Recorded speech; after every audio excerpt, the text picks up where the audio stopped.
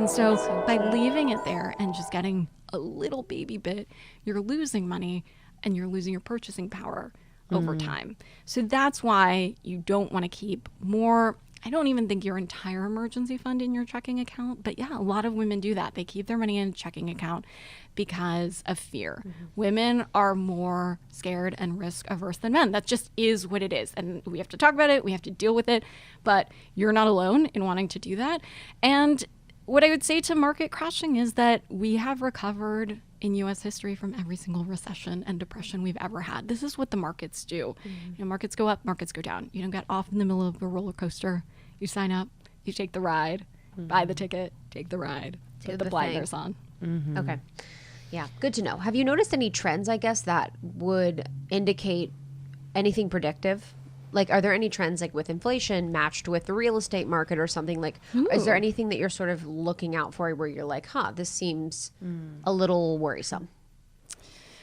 The most worrisome factors to the equity markets or the stock markets are geopolitical shocks and black swan events. And that's just what economist people call events that you can't account for, and things that aren't measured, like unemployment rates, which are lagging indicators, or inflation, or other metrics like consumer prices, or whatever economists are looking at to predict.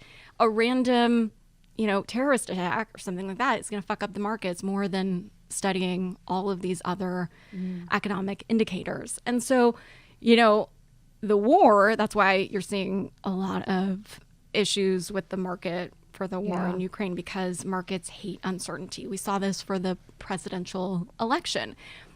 Markets didn't care like who the president was. They just wanted a president. And so markets respond the best that way. But again, if you're doing long-term investing and you're doing something called dollar cost averaging, which is basically putting in little bits of money at consistent intervals, like I was mentioning, you can do with direct deposit, then you are accounting for the general levels for that period of time. So you're not worried about buying high or buying low. The one adage and truism on Wall Street is buy low, sell high. The problem is that we don't know when the high is and we don't know when the low is. So dollar cost averaging, like for easy math, let's say you had $12,000, you would put, instead of $12,000 in the market one day, you would put $100 or $1,000 a month. And so you would, basically get the average of what those 12 months did, instead of, hoping that you were doing it on the best day.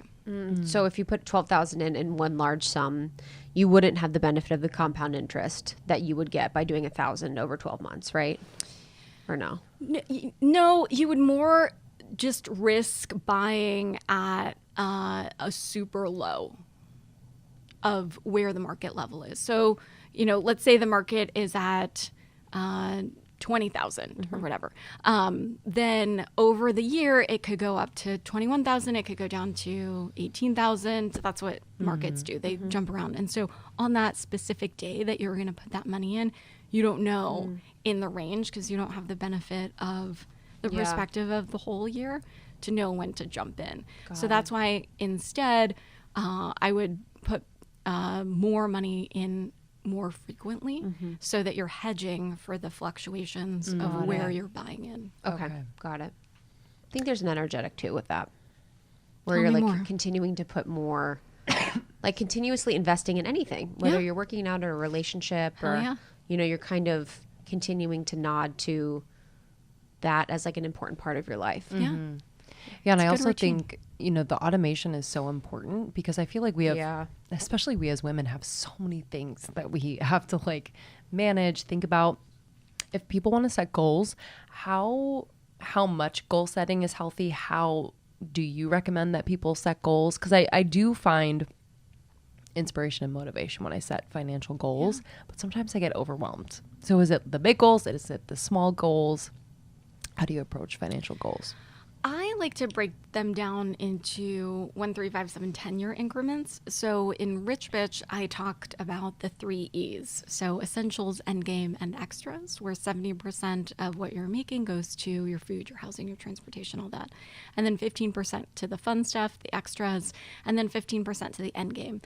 So Miss Independent really zones in and double clicks on the end game part and says, okay, well, here's what you do with that amount.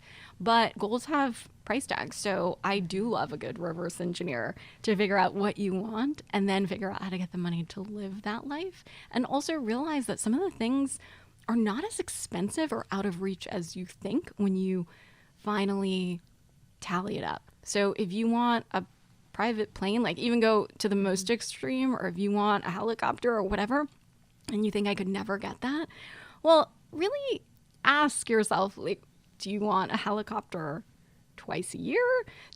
Are you really going to use it? Could you rent it? And if so, let's break that down into small increments and figure out how to get that. So figuring out the spirit of what you want and then figuring out the financials to get to that spirit is really important versus saying, like, I just want $1 million. Thank you so much for tuning in to Morning Microdose by Almost 30. We hope you enjoyed waking up. As always, we encourage you to take what resonates and leave the rest.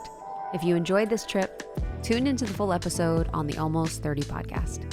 All episode information can be found in the show notes. Make sure to subscribe, and if this becomes a part of your morning routine, be sure to share it with a friend. We have new inspiring doses Monday through Friday. Follow us on Instagram at Morning Microdose, and follow Almost 30 at Almost 30 Podcast. Thanks for listening. We'll see you in the vortex.